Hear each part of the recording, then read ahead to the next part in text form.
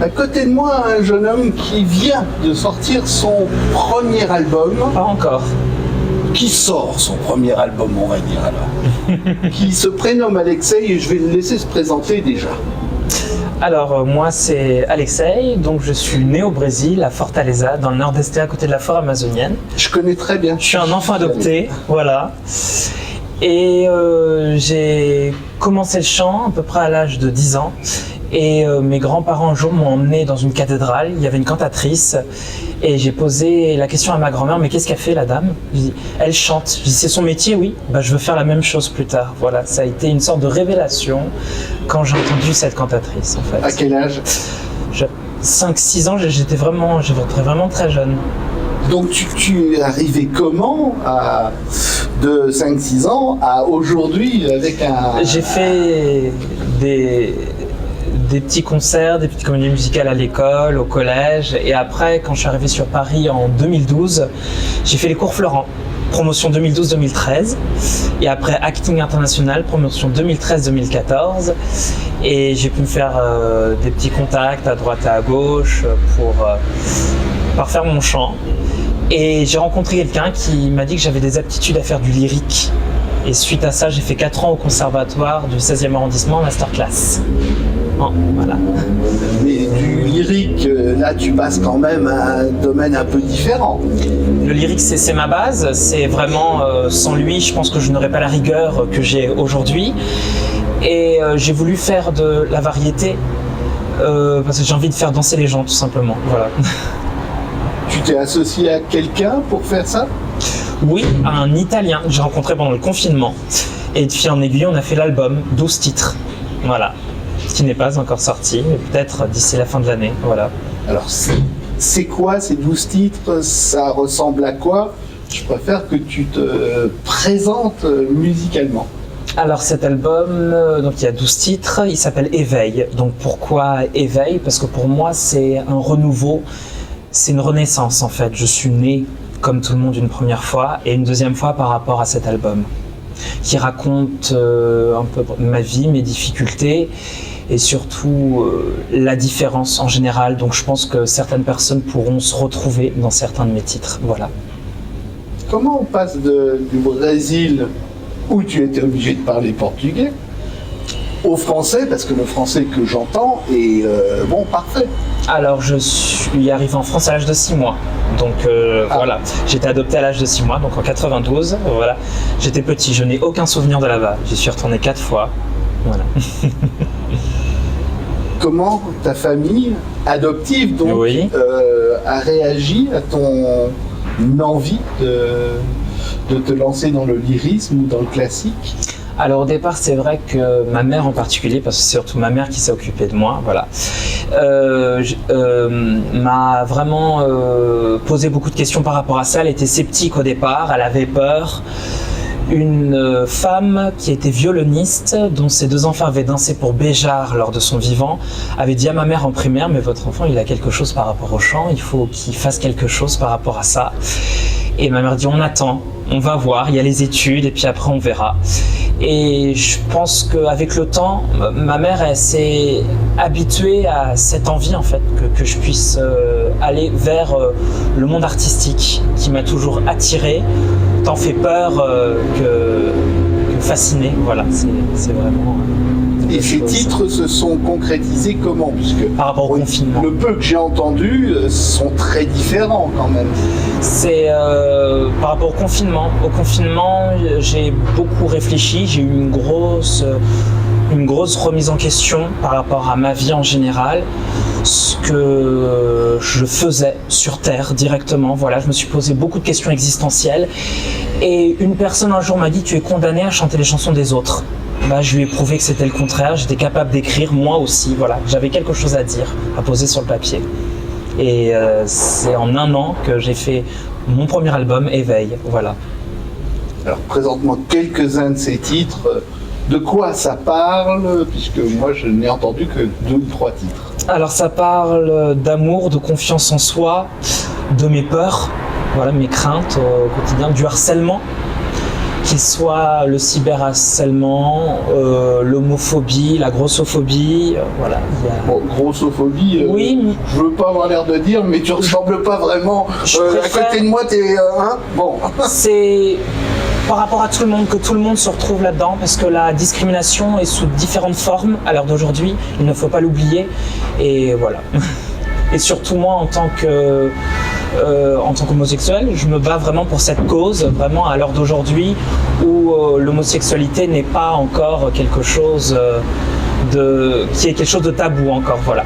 On a beau dire ce qu'on veut, c'est encore tabou l'homosexualité à l'heure d'aujourd'hui. Oui, enfin bon, je ne me prononcerai pas là-dessus. C'est encore tabou, voilà. Mais reprenons l'art lyrique. Pourquoi tout d'un coup tu as voulu quitter l'art lyrique pour la musique plus contemporaine? Le lyrique, parce qu'on apprend une rigueur, on apprend une certaine maîtrise de la voix. Je ne vais pas dire une perfection non plus parce que la perfection n'existe pas, mais un certain métier par rapport à la voix, la respiration, le maintien vocal et la tenue. Mon professeur de chant au conservatoire m'a appris à chanter avec un livre sur la tête, donc à apprendre à se tenir droit. Et voilà, ça apprend une certaine rigueur, le classique. Voilà. Est-ce qu'il y a des rôles que tu aimerais un jour interpréter en classique dans l'opéra? Non, l'opérette? Non, parce que c'est pas quelque chose qui m'intéresse forcément, c'est de faire danser les gens en fait. Je veux apporter l'amour, je veux pas forcément être trop strict dans ce que je fais en fait, étant donné que le lyrique est une discipline très stricte qui demande de la rigueur, et je pense que la variété nous permet d'avoir beaucoup plus de liberté, beaucoup plus d'aisance, moins de rigueur. On va passer du lyrisme à la semi-variété, la comédie musicale. Est-ce que c'est quelque chose qui te plairait? Et si oui, quel titre ou quelle comédie musicale te plairait plus que d'autres? Alors oui, effectivement, la comédie musicale, étant donné que je ne suis pas danseur, on ne peut pas tout avoir. Voilà. Oh, ça peut s'apprendre, non? Oui, mais bon... Je pense qu'il faut se satisfaire de ce que l'on a, essayer de chercher autre chose et de se contenter pour l'instant de ce que l'on a et de faire avec ses acquis. Et je pense que c'est le plus important. Mais oui, la comédie musicale m'attire beaucoup. Et pour répondre à votre question, quelle comédie musicale en particulier? Ça serait The Lion King, le musical. Voilà. Oui. C'est vraiment le rôle de Simba. C'est vraiment un rôle auquel j'aimerais interpréter. Voilà. Ouais, mais je pense que le seul problème, c'est que tu es peut-être un petit peu trop grand pour faire Simba. Simba, c'est bon, surtout dans la première partie, quoi. En tant qu'adulte. Ouais. Donc, et quelles sont les comédies musicales que tu as vues récemment ou que tu aurais envie de voir? Le Roi Lion, on sait, c'est à l'affiche à Mogador à Paris. Mais en ce moment, des comédies musicales, ça manque pas. Hein. Holidays à l'Alhambra, Spamalot au Théâtre de Paris, j'en oublie, Mamma Mia, bien sûr. Donc ça en fait déjà 4, et Molière qui arrive là ces jours-ci. Je ne suis pas allé voir des comédies musicales récemment, je suis allé en voir plusieurs quand j'étais plus jeune. Mamma Mia, Queen... Je suis allé voir Priscilla folle du désert au Casino de Paris, c'est vraiment une très bonne comédie musicale. Alice au pays des merveilles, Peter Pan, La famille Adams, beaucoup d'adaptations de dessins animés qui ont été faits en comédie musicale. Je suis allé voir Cats aussi, oui. En Angleterre, en anglais. Ah. Voilà.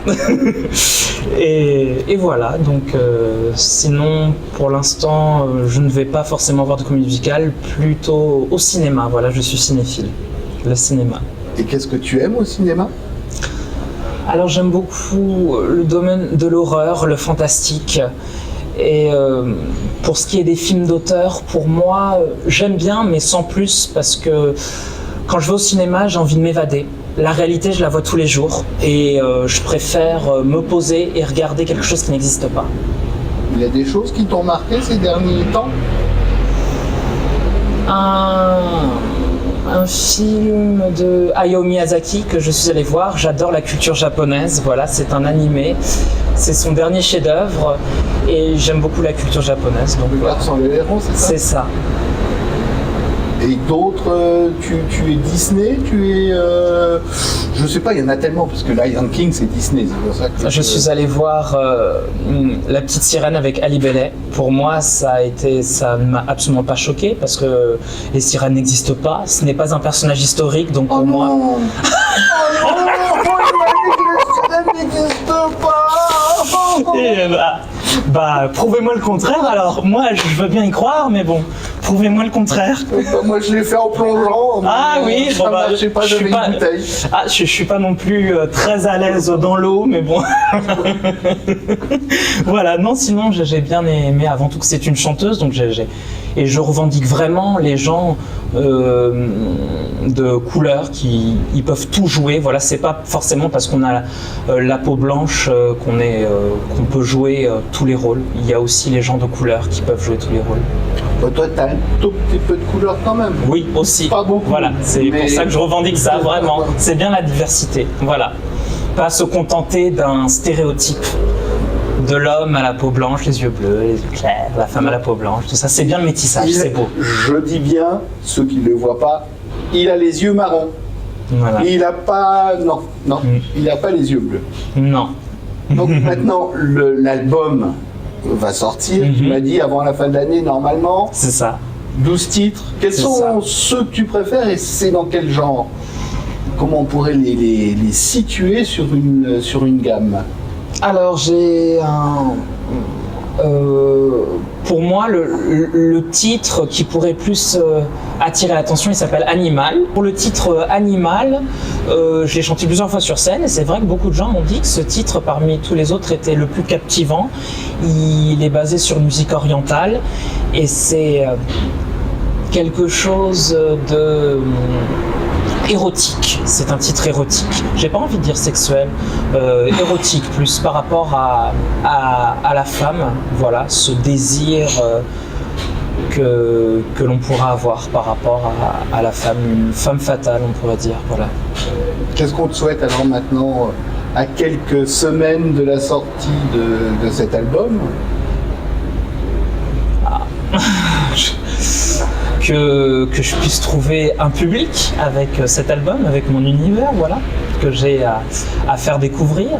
Et le 13 de ce mois-ci, je chante au 13 théâtre. novembre. C'est ça. Je chante au théâtre Galabru avec d'autres artistes, voilà, où je vais interpréter 4 titres de l'album, voilà. Ah, N plus que ceux qu'on a pu écouter. C'est ça. Bah écoute, je vais te remercier et je ne te dis pas le mot parce qu'il est en 5 lettres et ça se dit pas puisqu'on est bien poli. Voilà. Merci beaucoup. De rien, merci à toi.